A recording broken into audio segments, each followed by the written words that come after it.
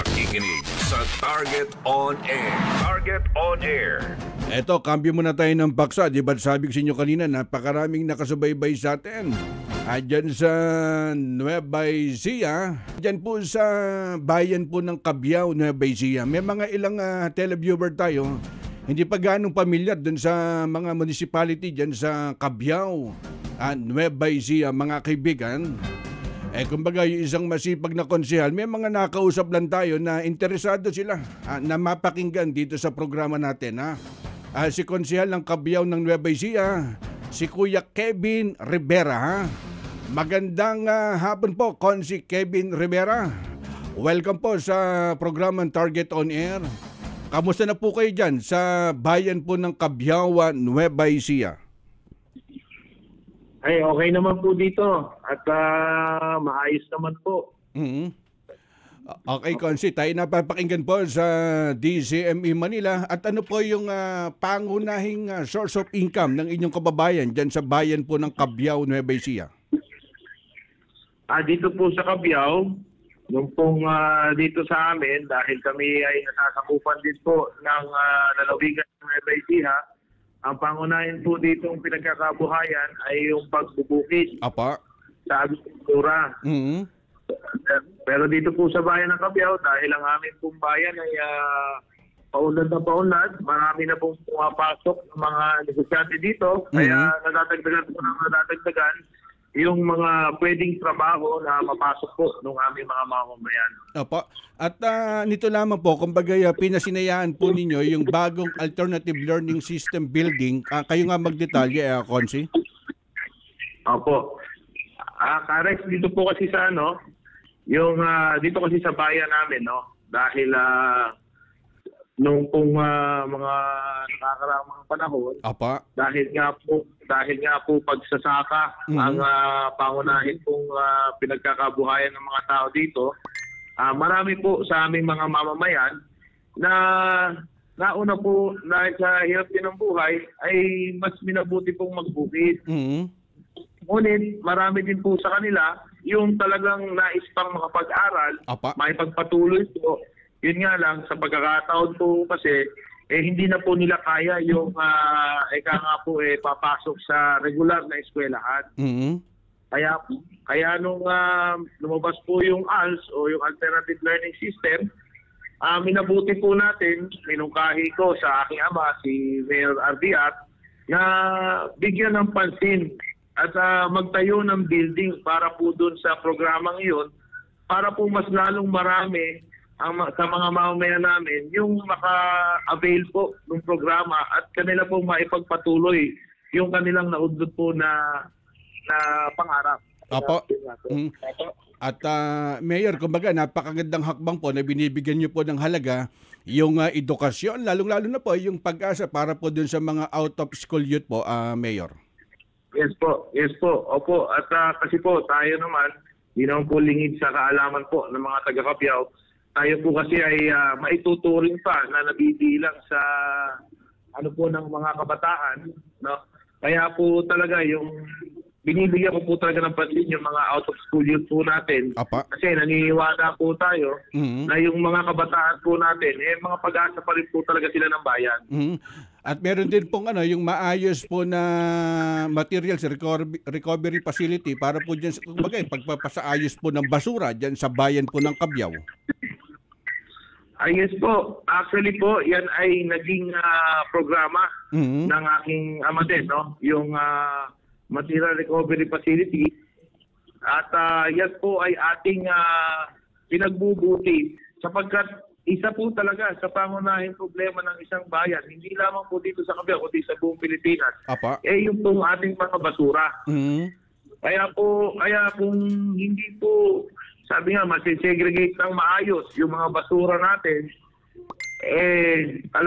yung pong ating lugar magiging maganda, magiging pabaho po tayo. Kaya talaga pong para na rin po yan sa kalusugan at sa kagandahan po ng bayan po ng Cabiao. Kaya po po yung nasikaso namin. Apo, at isa po doon sa napansin ko lang dyan sa Cabiao, isa doon sa napansin ko, isa doon sa pinakamagandang pinasinayaan ninyo, itong senior citizen soul na ano po nagbigay po ng inspirasyon po sa inyo para maglunsad ng ganitong proyekto dyan po sa mga senior? Opo. Ito po sa mga senior citizen po natin, yun po kasing bukod po dyan sa Senior Citizens Hall, ang aming pong munisipyo, ang LGU Cabiao, ay nagbibigay din po kami ng local pension sa ating mga senior citizens kada taon. No? At bukod, iba pa po dun sa social pension na binibigay ng national government. At kaya po dahil sa hindi pa po lahat ng senior nakakakuha ng social pension sa national government, minabuti po namin na para naman po hindi maramdaman ng ibang senior citizen na hindi po sila kabilang eh. Kaya po ang ginawa ng LGU Cabiao ay nagbibigay po kami naglalaan kami ng pondo doon sa ating mga senior citizen na every year meron po silang makukuhang local pension. Kaya po, dyan din po, naitayo ang Senior Citizens Hall para doon po mag-uopisina yung mga pangulo ng bawat senior citizen sa bawat barangay upang mas maasikaso po nila at maalagaan po yung ating pong mga matatanda sa bayan. At isa pa doon sa napakahalaga nitong, kumbaga na itatag nyo, yung proyekto dyan sa bayan po ng Cabiao. Yung tulad na lamang po doon sa Motorpool, yung evacuation center para po doon sa paghanda sa oras po ng bagyo at saka sakuna, Mayor. Opo, yung pong ating Motorpool, kaya po natin yan naitayo sapagkat ang bayan ng Cabiao ay kasalukuyan po ay nagpundar ng mga equipment, ng mga loader, backhoe, at mga truck. Meron din po tayong amphibious backhoe na nabili po ng munisipyo. Kailangan po kasi yan ay well-maintained. Ganun na din po yung ating mga traktora na ginagamit ng libre ng ating mga magsasaka. At nang sa gayon po, kung may emergency man, meron mang bagyong dumating anytime, kung kinakailangan po natin mag-clearing operation, ready po yung mga equipment natin, yung ating po mga kagamitan. Ganun na din po yung sa mga binili din po natin mga ambulansya at mga kagamitan po ng munisipyo. Noong araw po kasi walang motor pool. Kaya po yung mga kagamitan ng munisipyo, kung saan-saan lang po siya nakakalat. Pero ngayon po, nasa isang lugar lang sila. Pagka wala pong gagawin, i-maintain po. Tapos yung mga evacuation center po natin, lahat po ng barangay na nasa mga dangerous na area, yung mga flood prone, lahat po sila, meron po silang evacuation center na kung saan ay may mga nakaredy po doon ng mga relief. At pwedeng doon na mismo, meron doon pwedeng paglutuan, may mga gamit doon. Sa oras man po na sakuna, merong kakainin at meron po tutulugan yung pong ating mga kababayan. At may iba naman tayo. Ano po ba ang plataforma ninyong dadalhin sa Cabiao bilang mayor? Maraming salamat po. Bilang ako po ay naghahangad na mayor, at bilang kaisa po ako sa kabataan. Siyempre po, ang una ko pong nilanais na plataforma ay yung magdagdag pa po ng scholarship program para po doon sa aming mga estudyante. Unang-una ko po kasi yan talagang nilanais. Dahil marami po pa rin dito sa aming bayan ang mga kabataan na hindi pa rin po nakakapag-aral at nakakapag-aral man po pero kinakapos ng pambayad ng tuition fee. Kaya isa rin po sa naging programa talaga, nakipag-ugnayan kami sa PUP campus. Kaya po sa awa naman po ng Diyos ay na-approve na yung PUP satellite dito sa aming bayan ay ni-recognize na po na talagang subsidiary rin po siya ng PUP main campus. Ano po? At ngayon, siyempre po sa medical, kami po ay may pagkasalukuyan na mga libreng anti-rabies at mga libreng x-ray sa aming RHU. Pero kulang pa rin po, kaya ninanais pa rin namin dagdagan pa ng mga ibang kagamitan at ninanais namin makabili ng mga mobile clinic para po yung ating mga kababayan ay hindi na po yung mga nasa malalayo ay amin na lang po pupuntahan. Ngayon din po sa agrikultura, Apa. mayroon nakukuha po tayong mga bigi at pataba galing sa national government.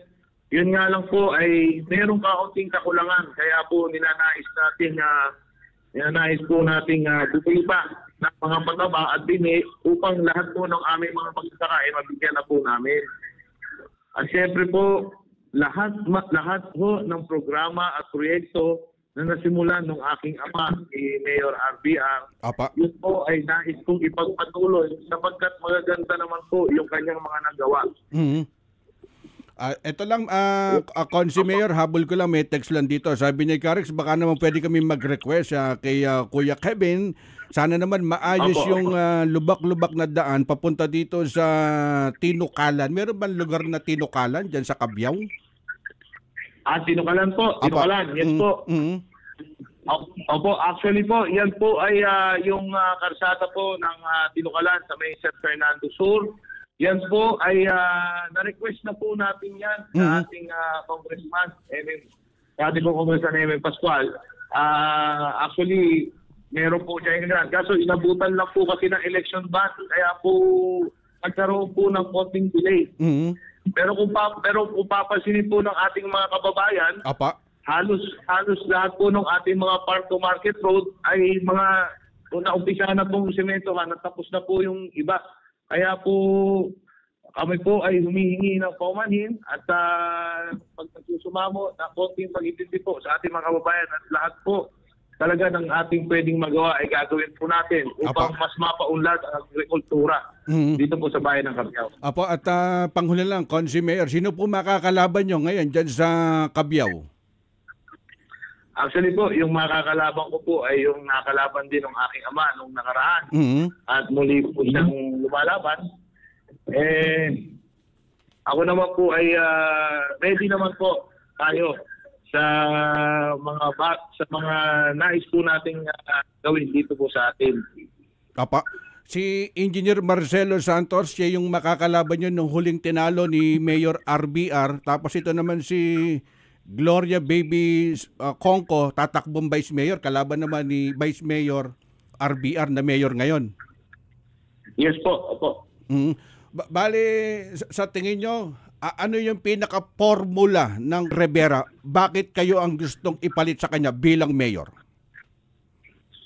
Alam niyo po, sa totoo lang po, yung pong aking pagtakbo ay nag-convention po kami, hindi po basta sinabi lang ng aking ama na ako ang tatakbong susunod na mayor sa aming partido. Apa. Nag-usap-usap po sa partido at nagkasundo ang aming partido na ako po ang tumakbo bilang mayor ng bayan ng Cabiao. Kaya po, tayo naman po kasi, kahit po nung kusihal pa lang tayo, talaga pong sinisikap natin na kung ano man yung mga pangangailangan ng bayan, ano man po yung problema ng bayan ay atin pong masolusyonan. Apa. Dahil ito po kasing posisyon natin, pinagkaloob po ng Panginoon ito. Kaya kung hindi po natin gagawin, sa Panginoon po tayo nagkakasala. Tama Hindi ba? lamang po sa ating mga mamamayan. Eto, sabi niya, Karex, taga Teacher Village kami. Suportado po namin si RBR at si Kuya Kevin. Teacher Village. Anong barangay yan dyan, Mayor? Maraming salamat po. Yun po ay ang Teachers Village po ay nasa barangay San Roque po ng bayan ng Cabiao. Apo, at baka meron kayong mensahe dyan sa kababayan nyo sa Cabiao, Nueva Ecija. Nasa inyong pagkakataon na Consi Rob Kevin Rivera. Maraming salamat po. Sa akin pong mga kababayan sa bayan ng Cabiao, ako po ay nagpapasalamat sa inyo sa walang sawang suporta po ninyo sa aming pamilya. At kung sakali po, kami po ay inyong muling pagbibigyan. Kami po ay gagawin namin ang lahat ng aming makakaya upang mas lalo po nating paunlarin ang bayan ng Cabiao dito po sa lalawigan ng Nueva Ecija. Asahan po ninyo na ang aming grupo ay magtatrabaho ng tapat at magsiservisyo ng tama sa inyong lahat na may kasamang puso at pagmamahal. Okay, at aasahan po namin yan na future mayor, Councilor Kuya Kevin Rivera, dyan sa bayan po ng Cabiao, Nueva Ecija. Dapat sa pagtawag namin sa susunod, kayo na ang mayor sa Cabiao, Nueva Ecija. Nako, maraming salamat po. At ako kasi malaki po ang aking paniniwala na kung yan ay pagkakaloob sa atin po ng Panginoon, sigurado po ito po ay ating makakamit. Apo, at samahan lang po natin ng sabi nga panalangin at sipag dahil nakikita ko naman dun sa performance ni Mayor RBR Rivera kung ano ang puno, siya ang bunga na nagbunga ng maganda yung pagka-develop dyan sa Cabiao, Nueva Ecija. Yes, maraming salamat po, Alex. Thank you po. Pakinggan ang agenda ng inyong mayor para sa inyong lugar. Ang mga hakbang na ginagawa nila upang bigyang solusyon ang mga hinaing at problema ng inyong komunidad. At alamin ang mga good news na hatid nila sa taong bayan. Mayor's Hour sa Target On Air.